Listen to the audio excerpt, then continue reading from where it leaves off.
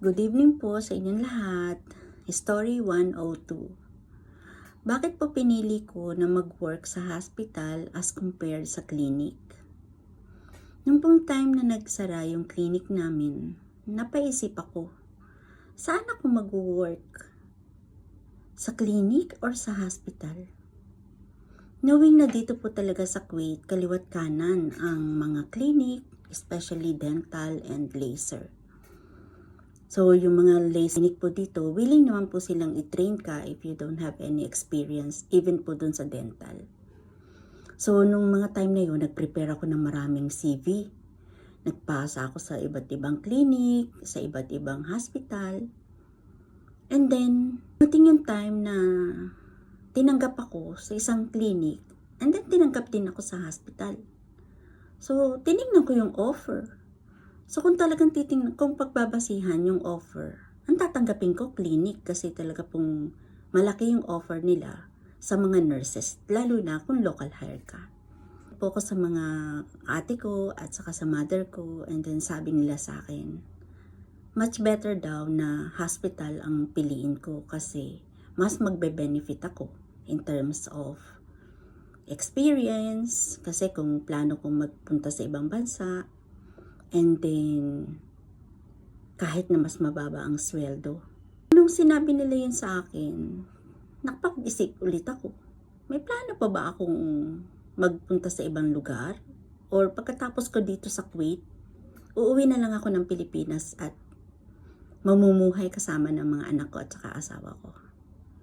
So, sabi ko, we'll see. Titanggap ko yung sa hospital na offer. Pikit mata kahit alam ko na mas mababa ang offer, and nag-adjust na lang kami ng pamilya ko in terms of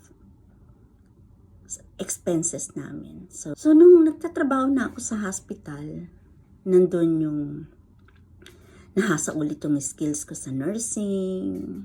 Kahit ilang oras, nakakapag-bedside ako kasi kami rin yung nagdi-discharge ng mga patient ng day case.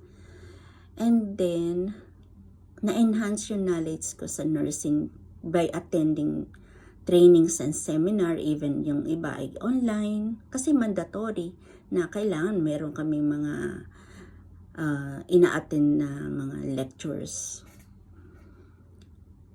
And then, all of a sudden, dumating yung COVID-19 pandemic na hindi po natin inaasahan.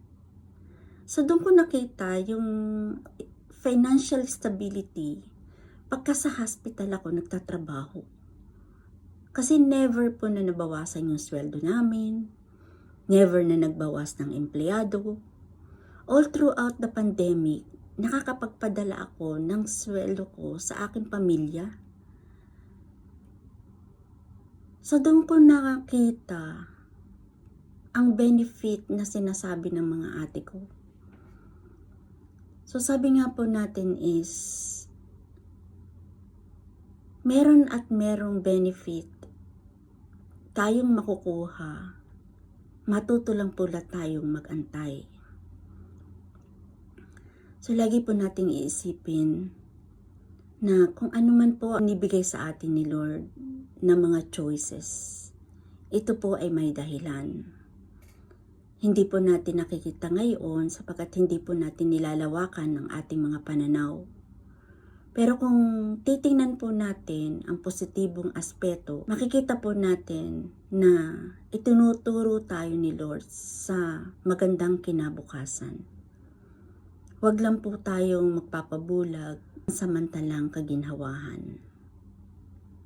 Magandang gabi po at sa susunod ulit nating pagkukwentuhan.